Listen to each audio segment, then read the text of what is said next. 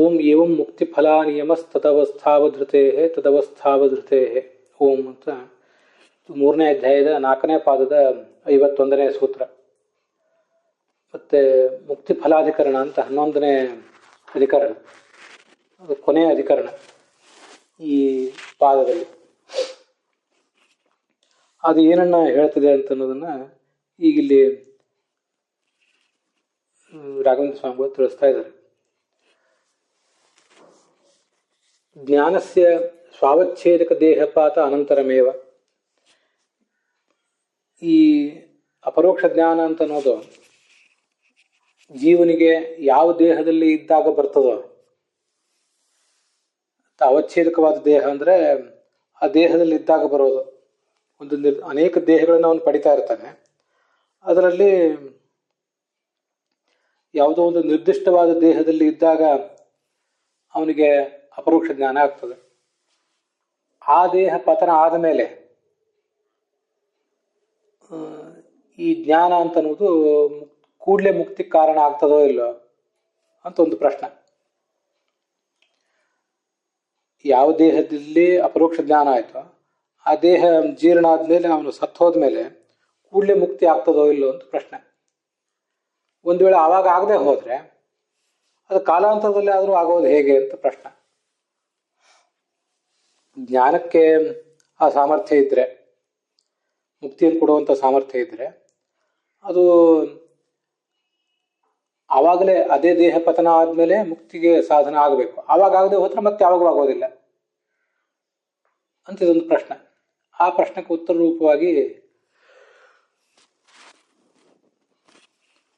ಈವಂ ಮುಕ್ತಿಫಲ ನಿಯಮ ಅನ್ನುವಂಥ ಸೂತ್ರ ಹೊರಟಿದೆ. ಇತಿ ಚರಮಾಧಿಕರಣ, ಆ ಒಂದು ಕೊನೆಯ ಅಧಿಕರಣ ಆಗಲಿ ಹೊರಟಿದೆ. ಅದರ ಅರ್ಥವನ್ನು ಕೂಡ ಆಚಾರ್ಯರು ಇಲ್ಲಿ ಸಂಗ್ರಹಿಸಿದ್ದಾರೆ. ನ ಸಂಶಯ ಅಂತ, ಜ್ಞಾನಾದೇವ ನ ಸಂಶಯ, ಸರ್ವೇಪಿ ಪುರುಷಾರ್ಥಾ ಜ್ಞಾನಾದೇವ ಭವಂತಿ, ಅದರಿಂದ ಏನೂ ಸಂಶಯ ಇಲ್ಲ ಅಂತ ಅದರ ಅಭಿಪ್ರಾಯ. ತದರ್ಥೋಪಿ ಜ್ಞಾನಾದೇವ ಸರ್ವಪುರುಷಾರ್ಥಾ ಸ್ಯುಃ ನ ಸಂಶಯ ಇತ್ಯುಕ್ತ್ಯ ಸಂಗೃಹೀತೋ ಧ್ಯೇಯ. ಜ್ಞಾನಾದೇವ ಸರ್ವೇಪಿ ಪುರುಷಾರ್ಥ ಸ್ಯುಃ ಜ್ಞಾನಾದೇವನ ಸಂಶಯ ಅನ್ನೋ ಮಾತಿನಿಂದಲೇ ಆಚಾರ್ಯರನ್ನು ಸಂಗ್ರಹ ಮಾಡಿದ್ದಾರೆ. ಹಾಗಾದ್ರೆ ಅದರ ಅಭಿಪ್ರಾಯ ಏನು ಅಂದರೆ, ಅಸತಿ ಪ್ರತಿಬಂಧೆ ತದ್ದೇಹ ಅನಂತರಮೇವ. ಅಲ್ಲಿರೋದು ಪ್ರಶ್ನೆ, ಅವರಿಗೆ ಅಪರೋಕ್ಷ ಜ್ಞಾನ ಆದ ಮೇಲೆ ಮುಕ್ತಿ ಆಗ್ತದೋ ಇಲ್ಲೋ ಅಂತ ಅನ್ನೋದೊಂದು ಪ್ರಶ್ನೆ ಬಂದಾಗ,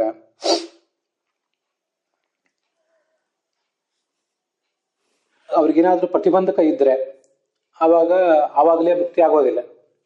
ಒಂದು ವೇಳೆ ಪ್ರತಿಬಂಧಕ ಇಲ್ಲದೆ ಹೋದ್ರೆ ಮುಕ್ತಿ ಆಗ್ತದೆ. ಪ್ರತಿಬಂಧಕ ಇದ್ದಾಗ ಕಾಲಾಂತರ ಅದರಿಂದ ಆಗ್ತದೆ.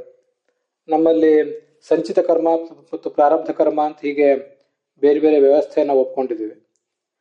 ಅದರಿಂದ ಪ್ರಾರಬ್ಧ ಕರ್ಮವನ್ನು ಅವನು ಅನುಭವಿಸಲೇಬೇಕಾಗ್ತದೆ. ಆ ಪ್ರಾರಬ್ಧ ಕರ್ಮ ಇನ್ನೂ ಅವನು ಅನುಭವಿಸೋದು ಬಾಕಿ ಇದೆ ಅಂತ ಆದಾಗ ಆ ಸಾಧಕ ಅಪರೋಕ್ಷ ಜ್ಞಾನ ಪಡ್ಕೊಂಡ್ರೂ ಕೂಡ ಕೂಡಲೇ ಮುಕ್ತಿಗೆ ಹೋಗೋದಿಲ್ಲ, ಕಾಲಾಂತರದಲ್ಲೇ ಮುಕ್ತಿಗೆ ಹೋಗ್ತಾನೆ. ಸಂಚಿತ ಕರ್ಮಗಳಿಗೆಲ್ಲ ನಾಶ ಇದೆ, ಅದನ್ನು ಮುಂದೇನೂ ಕೂಡ ಹೇಳ್ತಾರೆ. ಹೀಗೆ ಅಸತಿ ಪ್ರತಿಬಂಧೆ ತದ್ದೇಹಾನಂತರಮೇವ. ಏನೂ ಪ್ರತಿಬಂಧಕ ಇಲ್ಲದೆ ಹೋದರೆ ಅದೇ ದೇಹದ ಬಳಿಕನೇ, ಆ ದೇಹ ಪತನ ಹೊಂದಿದ ಕೂಡಲೇ ಮುಕ್ತಿಗೆ ಹೋಗ್ತಾನೆ. ಪ್ರತಿಬಂಧ ಹೇತು ಕಾಲಾಂತರೇ, ಪ್ರತಿಬಂಧಕ ಇದ್ದಾಗ ಮಾತ್ರ ಕಾಲಾಂತರದಲ್ಲಿ ಮುಕ್ತಿಯನ್ನು ಪಡಿತಾನೆ. ಇತ್ಯಂಗೀಕಾರೇ ದೋಷಾಭಾವಾದಿತಿ ಭಾವ. ಹೀಗೆ ಒಪ್ಪಿದ್ರೆ ಯಾವುದೇ ದೋಷ ಇಲ್ಲ, ಅದರಿಂದ ನಾವು ಹೇಳಿದ್ ಸರಿ ಇದೆ ಅಂತ ಅದರ ತಾತ್ಪರ್ಯ. ಏವಮೇವ ಪ್ರಾರಬ್ಧ ಕರ್ಮಾಭಾವೇ ಶರೀರ ಪತನ ಅನಂತರಮೇವ ಮೋಕ್ಷ. ಸೂತ್ರ ಭಾಷ್ಯದ ವಾಕ್ಯ ಓದ್ತಾ ಇದ್ದೀನಿ. ತದ್ಭಾವೇ ಜನ್ಮಾಂತರಾಣಿ ಇತಿ ಅನಿಯಮ. ಅಪರೋಕ್ಷ ಜ್ಞಾನದ ಫಲವಾದಂಥ ಮೋಕ್ಷ ಪ್ರಾರಬ್ಧ ಕರ್ಮ ಇಲ್ಲದೆ ಹೋದ್ರೆ ಶರೀರ ಪತನ ಆದ ಕೂಡಲೇ ಆಗಿಬಿಡ್ತದೆ. ಪ್ರಾರಬ್ಧ ಕರ್ಮ ಇದ್ದರೆ ಅನೇಕ ಜನ್ಮಗಳು ಬರಬಹುದು. ತದ್ಭಾವೇ ಅಂದರೆ ಪ್ರಾರಬ್ಧ ಕರ್ಮಗಳಿದ್ರೆ ಜನ್ಮಾಂತರಾಣಿ ಅನೇಕ ಜನ್ಮಗಳನ್ನು ಅವನು ಎತ್ತಬೇಕಾಗ್ತದೆ. ಎಷ್ಟು ಪ್ರಾರಬ್ಧ ಕರ್ಮಗಳಿದೆಯೋ ಅಷ್ಟು ಪ್ರಾರಬ್ಧ ಕರ್ಮಗಳನ್ನು ಅವನು ಎತ್ತಬೇಕಾಗ್ತದೆ ಅಂತ ಅದರ ತಾತ್ಪರ್ಯ ಆಗ್ತದೆ.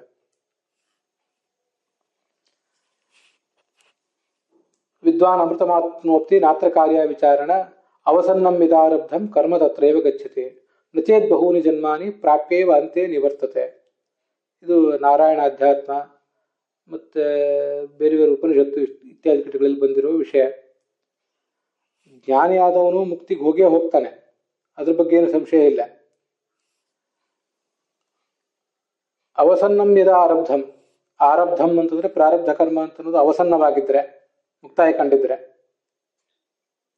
ತದೈವ ಗಚ್ಚತಿ, ತತ್ರೈವ ಗಚ್ಚತಿ, ಆವಾಗಲೇ ಮುಕ್ತಿಗೆ ಹೋಗಿಬಿಡ್ತಾನೆ. ನಚೇತ್, ಇನ್ನೂ ಪ್ರಾರಬ್ಧ ಕರ್ಮ ಅಂತ ಅನ್ನೋದು ಸಮಾಪ್ತವಾಗಿಲ್ಲದೆ ಹೋದ್ರೆ ಬಹುನಿ ಜನ್ಮಾನಿ ಪ್ರಾಪ್ಯ, ಅನೇಕ ಜನ್ಮಗಳನ್ನು ತಾಳಿ ಆ ಬಳಿಕನೇ ಮುಕ್ತಿಗೆ ಹೋಗ್ತಾನೆ. ಹೀಗೆ ಅದಕ್ಕೊಂದು ವ್ಯವಸ್ಥೆ ಇದೆ, ಅದರಿಂದ ಯಾವುದೇ ದೋಷ ಇಲ್ಲ ಅಂತ ಅಭಿಪ್ರಾಯ.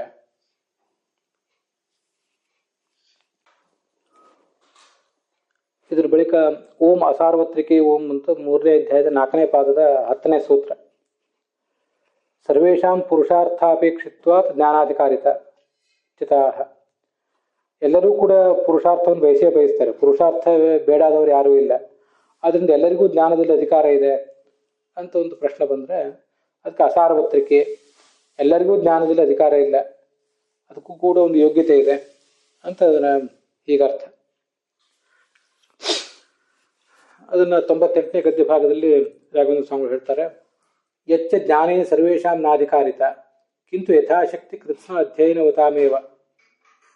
ಜ್ಞಾನದಲ್ಲಿ ಎಲ್ಲರಿಗೂ ಅಧಿಕಾರ ಇಲ್ಲ, ಹೊರತು ಯಥಾಶಕ್ತಿ ತಮ್ಮ ಸಂಪೂರ್ಣ ಅಧ್ಯಯನವನ್ನು ಯಾರು ಮಾಡಿದ್ದಾರೋ, ಕೃತ್ಸ್ನ ಅಧ್ಯಯನ ಪೂರ್ಣ ಅಧ್ಯಯನ ಆಗಿರಬೇಕು, ಆದರೆ ಯಥಾಶಕ್ತಿ ಎಷ್ಟು ಶಕ್ತಿ ಇದೆಯೋ ಅಷ್ಟು ಅಧ್ಯಯನ ಆಗಿರಬೇಕು. ಸಾಪಿ ತಾರತಮ್ಯೇನೈವ ಮತ್ತು ಏಕಪ್ರಕಾರೇಣ, ಅದು ಕೂಡ ಆ ಅಧಿಕಾರವೂ ಕೂಡ, ಅಧ್ಯಯನ ಮಾಡುವ ಅಧಿಕಾರವೂ ಕೂಡ ತಾರತಮ್ಯಾನುಸಾರವಾಗಿಯೇ ಇರ್ತದೆ. ಮತ್ತು ಏಕಪ್ರಕಾರೇಣ, ಒಂದೇ ರೀತಿಯಾಗಿರೋದಿಲ್ಲ. ಇದನ್ನು ಪ್ರತಿಪಾದನೆ ಮಾಡಲಿಕ್ಕೆ ಅಸಾರ್ವತ್ರಿಕೆ ಮತ್ತು ನ ವಿಶೇಷಾತ್ ಅನ್ನುವಂಥ ಇವೆರಡು ಸೂತ್ರಗಳು ಹೊರಟಿವೆ. ನ ವಿಶೇಷಾತ್ ಅಂತ ಅನ್ನೋದು ಈ 13ನೇ ಸೂತ್ರ, ಅಸಾರ್ವತ್ರಿಕೆ ಅಂತ ಅನ್ನೋದು 10ನೇ ಸೂತ್ರ. ಇತಿ ನಯದ್ವಯಂ, ನಯ ಅಂದರೆ ಅಧಿಕರಣ, ಆ ಎರಡು ಅಧಿಕರಣಗಳು ಹೊರಟಿವೆ. ತದರ್ಥ ಸಂಗ್ರಹಾಯ, ಇದನ್ನು ಅರ್ಥವನ್ನು ಸಂಗ್ರಹ ಮಾಡಲಿಕ್ಕೋಸ್ಕರ ಸರ್ವವೇದೈಶ್ಚ ಸರ್ವೈರಪಿ ಯಥಾಬಲಂ ಜ್ಞೇಯ. ಆಚಾರ್ಯರು ಅಣುಭಾಷ್ಯದಲ್ಲಿ ಎಲ್ಲ ವೇದಗಳ ಮೂಲಕವೂ ಕೂಡ ಎಲ್ಲರಿಂದಲೂ ಅದು ತಿಳಿಯಲ್ಪಡಬೇಕು. ಉಪಾಸ್ಯ ಸರ್ವವೇದೈಶ್ಚ ಸರ್ವೈರಪಿ ಯಥಾಬಲಂ ಅಂತಿದೆ 5ನೇ ಶ್ಲೋಕ, 3ನೇ ಅಧ್ಯಾಯದ 5ನೇ ಶ್ಲೋಕ. ಯಥಾಬಲಂ ಜ್ಞೇಯ ವಿಷ್ಣು. ಹೀಗೆ ಅದನ್ನೆಲ್ಲವನ್ನು ಅಲ್ಲಿ ಬೇಕಾದ ಶಬ್ದಗಳನ್ನು ಅನುವರ್ತನ ಮಾಡ್ಕೋಬೇಕು. ಇತಿ ಅನುವರ್ತ್ಯ ಇಹಾಪಿ ಯೋಜ್ಯಂ, ಇಲ್ಲಿಯೂ ಕೂಡ ಈ ಪ್ರಸಕ್ತ ಸಂದರ್ಭದಲ್ಲಿಯೂ ಕೂಡ ನಮಗೆ ಬೇಕಾದ ಉತ್ತರವನ್ನು ಪಡ್ಕೊಳ್ಳಿಕ್ಕಾಗಿ ಆ ಶಬ್ದಗಳನ್ನು ಅನುವೃತ್ತಿ ಮಾಡ್ಕೋಬೇಕು. ತಥಾಹಿ ಜ್ಞೇಯ ಇತಿ ಅಪರೋಕ್ಷ ಜ್ಞಾನ ಮಾತ್ರ ಅಭಿಪ್ರೇತಂ. ಸರ್ವೈರಪಿ ಯಥಾಪರಂ ಜ್ಞೇಯೋ ವಿಷ್ಣು ಅಂತಿದೆಯಲ್ಲ, ಜ್ಞೇಯ ಅಂದರೆ ಅಪರೋಕ್ಷ ಜ್ಞಾನಕ್ಕೆ ಅವನು ವಿಷಯನಾಗ್ತಾನೆ ಅಂತ ಅದರ ತಾತ್ಪರ್ಯ. ಸರ್ವೇ ವೇದಾಃ ಯೇಷಾಂತೆ ಸರ್ವವೇದೈಃ ಇತಿ ಬಹುವ್ರೀಹಿ.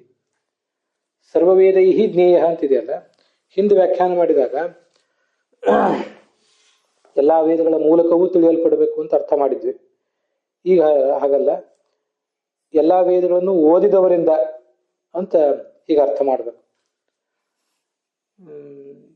ಸರ್ವೇ ವೇದಾಃ ಯೇಷಾಂ ತೈಹಿ, ಯಾರಿಂದ ಎಲ್ಲ ವೇದಗಳು ಓದಲ್ಪಟ್ಟಿವೆಯೋ ಅವರಿಂದಲೇ ಆ ಭಗವಂತ ತಿಳಿಯಲ್ಪಡ್ತಾನೆ ಅಂತ ಈಗ ಅದಕ್ಕೆ ಅರ್ಥ ಮಾಡಬೇಕು.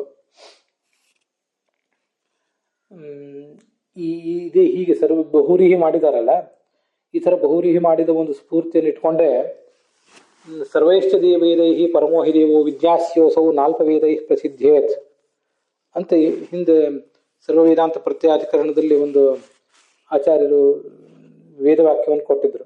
ಅದಕ್ಕೂ ಯಾಕೆ ಅಲ್ಪವೇದೈಹಿ ಅಂದರೆ ಕೇವಲ ಕೆಲವು ವೇದಗಳಿಂದ ತಿಳಿಯಲ್ಪಡುವುದಿಲ್ಲ ಅಂತಷ್ಟೇ ಅಲ್ಲ, ಕೆಲವು ವೇದಗಳನ್ನು ಅಧ್ಯಯನ ಮಾಡಿದ ವ್ಯಕ್ತಿಗಳಿಂದ. ಅಲ್ಪಾಹ ವೇದಾಹ ಯೇಷಾಂತೆ ಅಂತ ಬಹುವ್ರೀಹಿ ಸಮಾಸ ನಾನು ನನ್ನ ವೈಯಕ್ತಿಕ ಅನುಸಂಧಾನಕ್ಕೆ ಮಾಡ್ಕೊಂಡಿದ್ದೆ.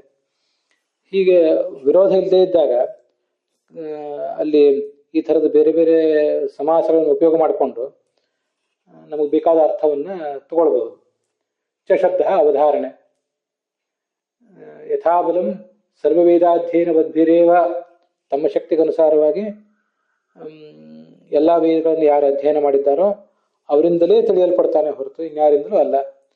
ಸರ್ವೈಹಿ ಮಾನುಷಾದಿ ಬ್ರಹ್ಮಾಂತೈಹಿ, ಸರ್ವೈರಪಿ ಅಂತಂದ್ರೆ ಸರ್ವೈರಪಿ ಅನ್ನೋ ಮಾತಿಗೆ ಮಾನುಷಾದಿ ಬ್ರಹ್ಮಾಂತೈಹಿ, ಮನುಷ್ಯರಿಂದ ಆರಂಭಿಸಿ ಚತುರ್ಮುಖ ಬ್ರಹ್ಮನವರೆಗೆ, ಸರ್ವೈಹಿ ಅಧಿಕಾರಿಭಿ ಯಥಾಬಲಂ ವಿಷ್ಣು ಜ್ಞೇಯ ಅಂದ್ರೆ ಅಪರೋಕ್ಷೀಕರ್ತವ್ಯ, ಅವನು ಅಪರೋಕ್ಷೀಕರಿಸಿಕೊಳ್ಳಲ್ಪಡಬೇಕು ಅಂತ ಅದರ ತಾತ್ಪರ್ಯ ಆಗ್ತದೆ.